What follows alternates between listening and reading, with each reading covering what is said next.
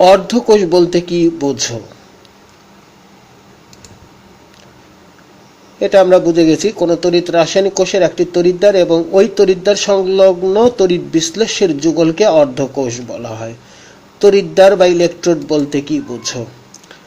কোন তড়িৎ কোষে তড়িৎ বিশ্লেষ্য পদার্থের মধ্যে যে দুটি ধাতব দণ্ড ডুবানো থাকে তাদের তড়িৎদ্বার বা ইলেকট্রোড বলে। একটি কোষে দুইটি তড়িৎদ্বার থাকে, তাদের একটিকে অ্যানোড অপরটিকে ক্যাথোড বলা হয়। জারণ অর্ধকোষ ও বিজারণ অর্ধকোষ। কোন তড়িৎ রাসায়নিক কোষের একটি তড়িৎদ্বার এবং ওই তড়িৎদ্বার সংলগ্ন তড়িৎ বিশ্লেষ্যের যুগলকে অর্ধকোষ বলে। আবারও বলছি, কোন তড়িৎ রাসায়নিক কোষের একটি তড়িৎদ্বার এবং ওই তড়িৎদ্বার সংলগ্ন তড়িৎ বিশ্লেষ্যের যুগলকে অর্ধকোষ বলে। অর্থাৎ কোন তড়িৎ রাসায়নিক কোষে আমরা যে দ্রবণটা নিচ্ছি, তড়িৎ বিশ্লেষ্যের যে দ্রবণ নিচ্ছি সেটি এবং তার মধ্যে যে ইলেকট্রোডটা ডুবিয়ে রাখছি, এই দুটি মিলে একটি অর্ধকোষ। আর যে অর্ধকোষে জারণ ঘটে তাকে জারণ অর্ধকোষ বলে, আর যে অর্ধকোষে বিজারণ ঘটে তাকে বিজারণ অর্ধকোষ বলে। এটা একটা উদাহরণ দেখতে পাচ্ছি, এখানে জারণ ঘটছে আর এখানে বিজারণ ঘটছে। অর্ধকোষ বিক্রিয়া এবং কোষ বিক্রিয়া বলতে কি বুঝি? এটি আসলে আমরা বুঝেই গেছি, অর্ধকোষ বিক্রিয়া এবং কোষ বিক্রিয়া, এটি শিক্ষার্থীদেরকে পড়ে নিতে বলবো। এখন এখানে আমরা চমৎকার একটি বিষয় বুঝবার চেষ্টা করব এবং পরিষ্কার একটি ধারণা আসবে বলে আশা করছি। তো এখানে আমরা দেখতেই পাচ্ছি যে এটা লোহার দণ্ড এবং কপারের দণ্ড, আর দ্রবণটি আর বলছি না, এখানে তো দেখাই যাচ্ছে। এখন এই অবস্থায় যদি তার দ্বারা যুক্ত করা হয় তাহলে অবশ্যই বিদ্যুৎ উৎপন্ন হবে বা ইলেকট্রনের প্রবাহ সৃষ্টি হবে, সেটি আমরা দেখে আসি।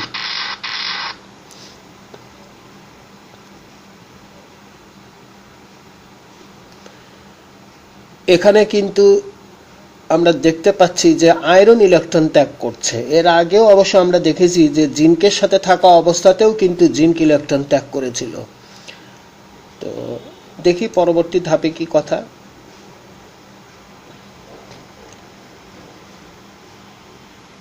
এখন এখানে আসলে এই যে কপারের যে আমরা দণ্ড আর সালফেট, কপার সালফেট দিচ্ছি, এই সেটটি অর্ধকোষটি আসলে চেঞ্জ করে দিতে চাচ্ছি। এখন আমরা এখানে যদি আমরা একটা জিঙ্কের দণ্ড ডুবাই আর জিঙ্ক সালফেট দ্রবণ দেই তাহলে কেমন হয়? এখানে আমরা দেখতে পাচ্ছি এখানে কিন্তু জিঙ্ক সালফেটের দ্রবণ এসে গেল আর জিঙ্কের একটি দণ্ড এসে গেল। তাহলে এই ক্ষেত্রে আসলে কি হবে? এখন কিন্তু আমরা দেখতে পাচ্ছি জিঙ্ক কিন্তু ইলেকট্রন ত্যাগ করছে। তো এই বিষয়টি কিন্তু এর আগেও আমি আলোচনায় এনেছিলাম। তো বিষয়টি আরো একবার বলি। আমরা কিছুক্ষণ আগে দেখলাম কপার থাকা অবস্থায় আয়রন ইলেকট্রন ত্যাগ করছিল, যেই মাত্র জিঙ্ক এসে গেল তখন কিন্তু এই আয়রন আর ইলেকট্রন ত্যাগ করতে পারছে না, বরঞ্চ ইলেকট্রন গ্রহণ করছে। এ কথাটি বলেছিলাম যে এই আয়রন ইলেকট্রন ত্যাগও করতে পারে, আবার মানে এই দণ্ডটি বা এই অর্ধকোষ, এই সিস্টেমটি এখান থেকে ইলেকট্রন বেরো হয়ে আসতে পারে, আবার এখানে ইলেকট্রন যুক্তও হতে পারে। সেটি আসলে নির্ভর করছে এই দুটির ক্ষমতার উপরে। তো পরিষ্কার বোঝা যাচ্ছে যে ইলেকট্রন ত্যাগের প্রবণতা আয়রনের চেয়ে জিঙ্কের বেশি, তাই জিঙ্ক ইলেকট্রন ত্যাগ করেছে। এখন এটি কিন্তু আসলে জারণ বিজারণ বিক্রিয়া। আমরা কিন্তু জেনেছি যে শুধু জারণ বিক্রিয়া বলে কিছু নাই, অর্থাৎ এই দুটির মধ্যে যে জারণ বিক্রিয়া হবে এটি কিন্তু সম্ভব না।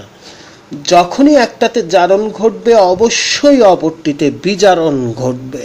তাহলে এ যদি ইলেকট্রন ত্যাগ করেই তাহলে নিঃসন্দেহে সেই ইলেকট্রন গ্রহণ করতে বাধ্য হবে। আবার এ যদি ইলেকট্রন ত্যাগ করে তাহলে অবশ্যই এই ইলেকট্রন গ্রহণ করবে, যেমনটি কপারের ক্ষেত্রে হয়েছিল।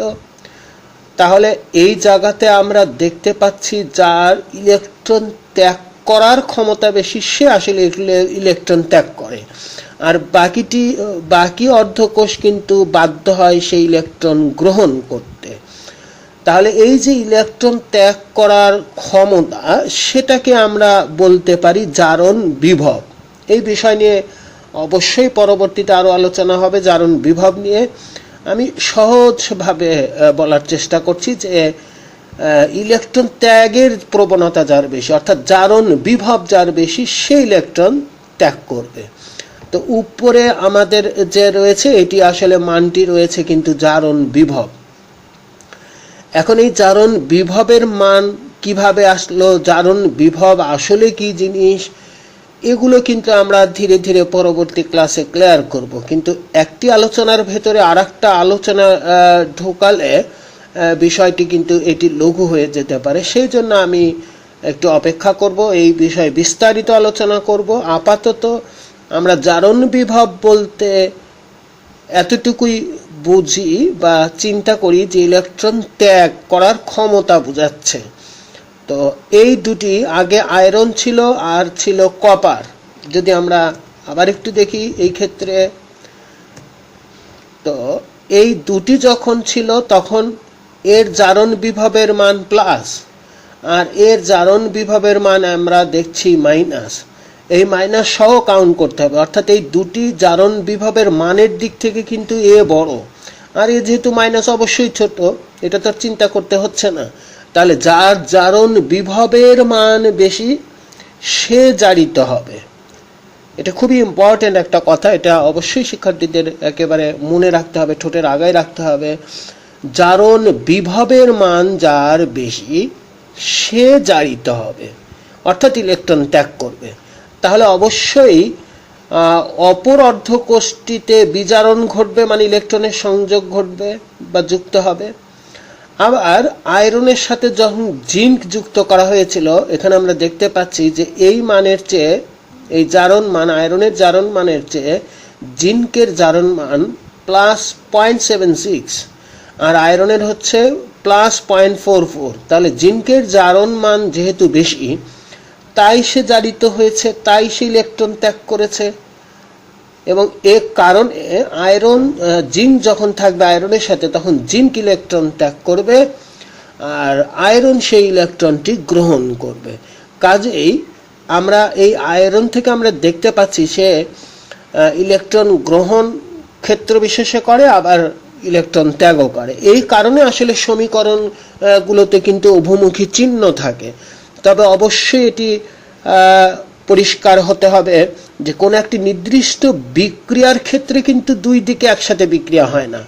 বিষয়টি এরকম হয় না যে আয়রন একবার ইলেকট্রন ত্যাগ করলো, আবার এমনও হতে পারে যে আয়রন আর কপার থাকা অবস্থায় কপার আবার ইলেকট্রন ত্যাগ করলো, সুতরাং আমরা উভমুখী চিহ্ন দিতে পারি, তা না, ব্যাপারটা এরকম নয়। কিন্তু এই পুরা কোষের মধ্যে যে কোনো একটি বিক্রিয়া হবে, তাই এই কোষের বিক্রিয়া লিখবার সময় অ্যারো চিহ্ন দিলে আমরা পরিষ্কার বুঝতে পারি যে কে ইলেকট্রন ত্যাগ করছে।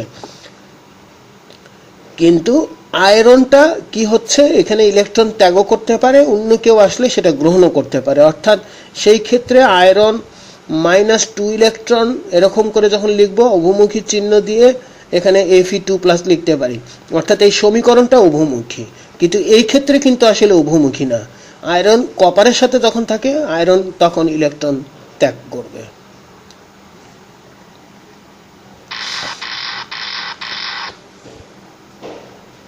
এই যে এখানে আমরা দেখতে পাচ্ছি এভাবে ইলেকট্রন ত্যাগ করছে। আবার এখানে যদি জিঙ্ক সালফেট রাখা হয় তাহলে সেই ক্ষেত্রে জিঙ্ক কিন্তু আবার ইলেকট্রন ত্যাগ করছে।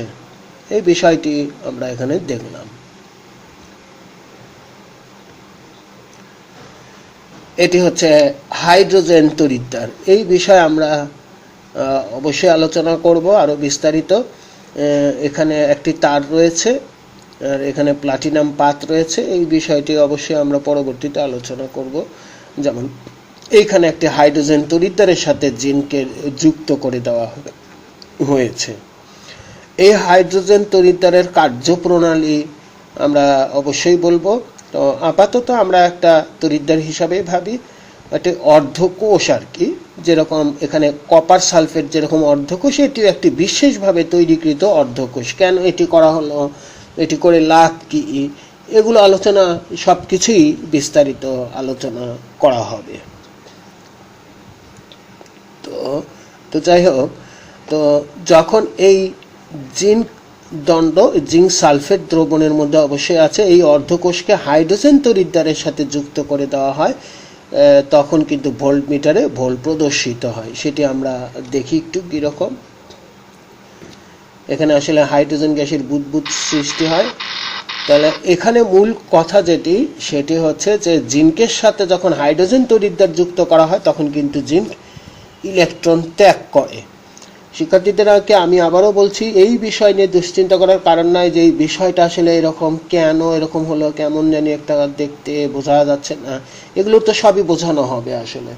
তো শুধু শুধু এখন ওই কথাটা না ভেবে আমরা একটা অর্ধকোষই ভাবি, যে কোনো একটা অর্ধকোষ ভাবি, আর মূল কথাটা আসলে আপাতত বুঝে নেই। একবারে আসলে সব তো একসাথে জানা যায় না।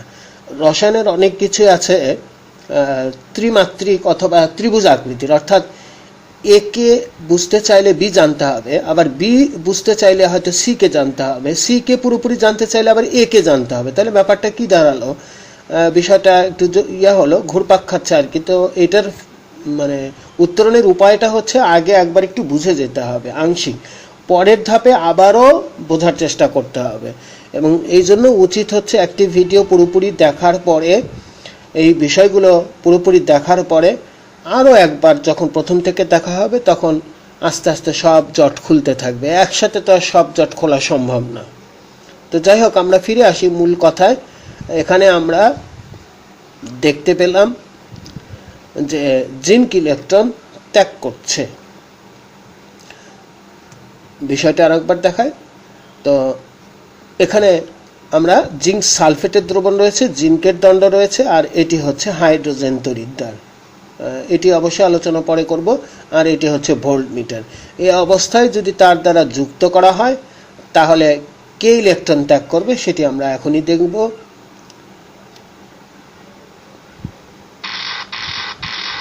এখানে আমরা দেখতে পাচ্ছি যে হাইড্রোজেন তড়িৎদ্বারের সাথে যখন জিঙ্ক অর্ধকোষ যুক্ত করা হয় তখন জিঙ্ক ইলেকট্রন ত্যাগ করে। আর এই দুটি তড়িৎদ্বারের বিভবের পার্থক্য হয় 0.76 ভোল্ট। যেহেতু সে ইলেকট্রন ত্যাগ করছে তাহলে তার জারণ বিভব হবে +0.76 ভোল্ট। তো এইখানে পার্থক্যটা আমরা দেখতে পাচ্ছি। আমি আবার বলছি, এটি পার্থক্যটা হচ্ছে, দুইটির পার্থক্যটা হচ্ছে 0.76 ভোল্ট। তো জিঙ্কের জারণ বিভব তাই প্রকাশ করা হয় এইভাবে প্লাস দিয়ে।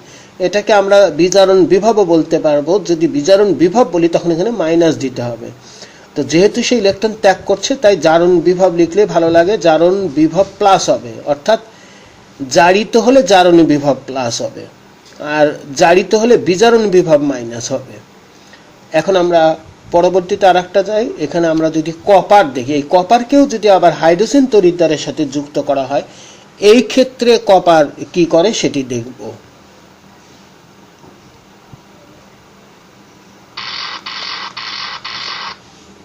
এখানে কিন্তু আবার আমরা দেখতে পাচ্ছি যে হাইড্রোজেন তড়িৎদ্বার থেকে আসলে ইলেকট্রন বের হচ্ছে, আর কপার কিন্তু ইলেকট্রন গ্রহণ করছে। কিছুক্ষণ আগে আমরা দেখলাম ইলেকট্রন জিঙ্ক ইলেকট্রন ত্যাগ করছে। আবার এখানে আমরা দেখতে পেলাম যে কপার আবার ইলেকট্রন ত্যাগ না করে গ্রহণ করছে। যেহেতু গ্রহণ করছে তাই তার জারণ বিভব কিন্তু মাইনাস হবে, এই জন্যই আমাদের জারণ বিভবটা মাইনাস। যদি আমরা এখানে বিজারণ বিভব লিখতাম তাহলে আবার এখানে প্লাস দিতে হতো। তো আমরা দেখতে পাচ্ছি যে অর্ধকোষ, বিভিন্ন অর্ধকোষকে আমরা কিন্তু হাইড্রোজেন তড়িৎদ্বারের সাথে বারবার যুক্ত করছি, করে সব অর্ধকোষের কিন্তু জারণ বিভবের মান বের করে নিচ্ছি। বইগুলোতে আমরা যে বিজারণ বিভবের সিরিজ পাই বা জারণ বিভবের সিরিজ পাই তা কিন্তু এরকম এখান থেকে আসলে বের করা হয়। তার মানে হচ্ছে এই হাইড্রোজেন তড়িৎদ্বারকে একটা স্ট্যান্ডার্ড তড়িৎদ্বার ধরা হয়েছে। এর সাপেক্ষে সকল অর্ধকোষ সেট করে তাদের বিভব বের করে তাদের জারণ বিভবের মান বের করে একটি সারি তৈরি করা হয়েছে, জারণ বিভবের সারি। এইভাবে যেহেতু সবাইকেই আসলে হাইড্রোজেন তড়িৎদ্বারের সাথে যুক্ত করা হয়েছে, এর অর্থাৎ হাইড্রোজেন তড়িৎদ্বারের রেফারেন্সে এটি তৈরি ব্যবহার করা হচ্ছে বা বের করা হচ্ছে। এই মানটা হাইড্রোজেন তড়িৎদ্বারের রেফারেন্সে এই মান, সেই জন্য এই তড়িৎদ্বার বা ইলেকট্রোডকেই কিন্তু আমরা বলছি রেফারেন্স ইলেকট্রোড। এটাকে আমরা বলছি রেফারেন্স ইলেকট্রোড।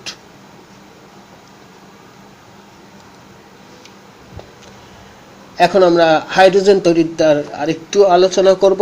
এরকম একটি সিস্টেম থাকে, এর ভেতর দিয়ে হাইড্রোজেন গ্যাস প্রবাহিত করা হয়, এক বায়ুচাপে কন্টিনিউয়াসলি এই গ্যাসটি প্রবাহিত করা হয়।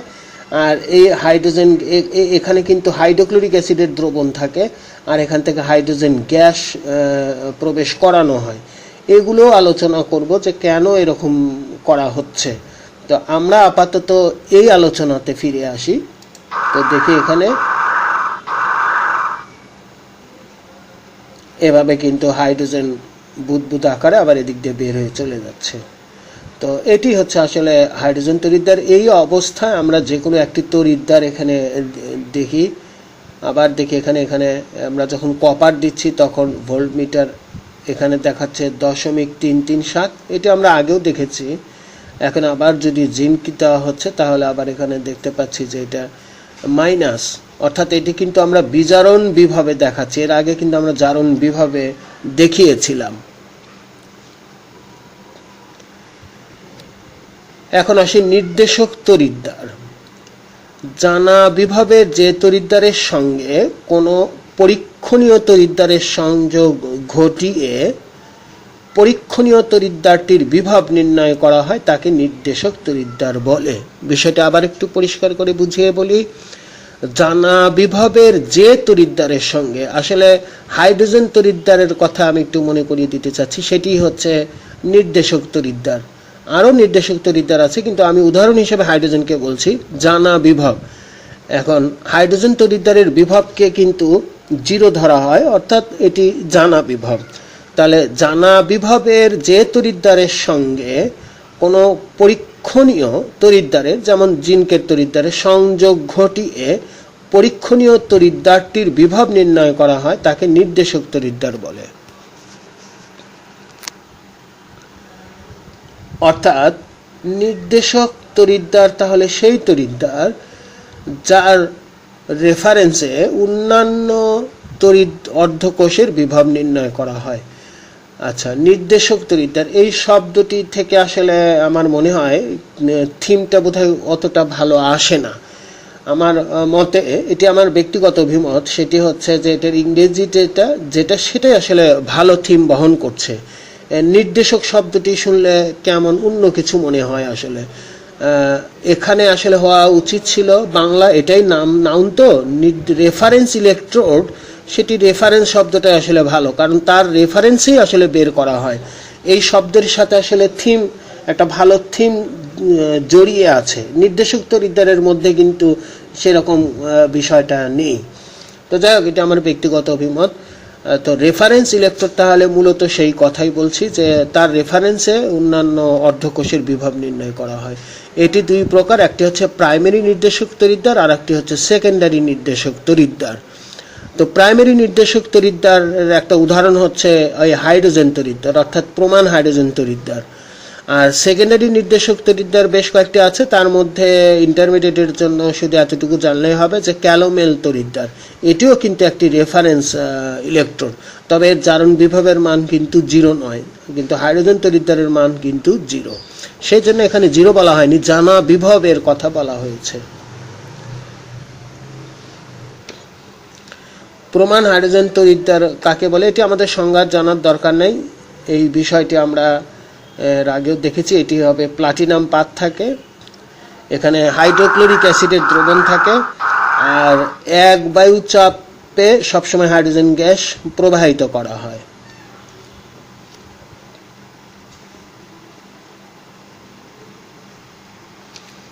প্রমাণ হাইড্রোজেন তড়িৎদ্বার, প্রমাণ হাইড্রোজেন যখন বলা হচ্ছে তখন 1 মোল অর্থাৎ হাইড্রোক্লোরিক অ্যাসিড যেটি থাকবে সেটি কিন্তু 1 মোল পার লিটার ঘনমাত্রার হাইড্রোজেন আয়নের দ্রবণে প্লাটিনাম ধাতুর গুড়ার আস্তরণযুক্ত প্লাটিনাম পাত রেখে তাতে 25 ডিগ্রি তাপমাত্রা 1 অ্যাটমসফিয়ার চাপে বিশুদ্ধ হাইড্রোজেন গ্যাসের বুদবুদ আকারে চালনা করার ফলে পাতের পৃষ্ঠতলে বিভবের সৃষ্টি হয়।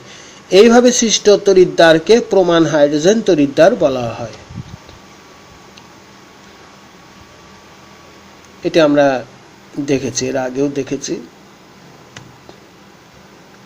এখন আমরা আসব লবণ সেতু সম্পর্কে আলোচনা করার জন্য। লবণ ভর্তি ইউ আকৃতির যে কাঁচনল দ্বারা দুইটি তড়িৎ অর্ধকোষের মধ্যে বৈদ্যুতিক সংযোগে স্থাপন করা হয় তাকে লবণ সেতু বলে বা সল্ট ব্রিজ বলছি।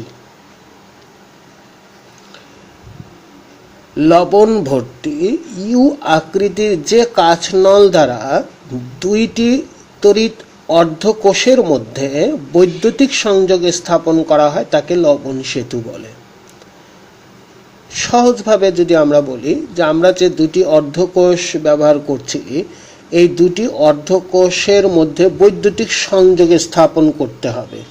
এই বৈদ্যুতিক সংযোগে স্থাপন আমরা অর্ধবেদ্য পর্দা দিয়ে করতে পারি, আবার ইউ আকৃতির একটা কাঁচনলের মধ্যে লবণ পেস্ট করে রেখে আমরা সংযোগ ঘটাতে পারি। তো তখন সেটাকে আমরা বলছি সল্ট ব্রিজ বা লবণ সেতু। তার মানে এই ইউ আকৃতির কাঁচনলের মধ্যে লবণ দ্বারা ভর্তি থাকে, এই কাঁচনল দ্বারা দুইটি অর্ধকোষের মধ্যে বৈদ্যুতিক সংযোগে স্থাপন করা হয়, তাহলে এটাকে আমরা বলছি লবণ সেতু অথবা সল্ট ব্রিজ। অথবা যে ব্যবস্থায় দুটি অর্ধকোষকে পরোক্ষভাবে যুক্ত করে পূর্ণকোষে বৈদ্যুতিক সংযোগে স্থাপন করা হয় তাকে লবণ সেতু বা সল্ট ব্রিজ বলে।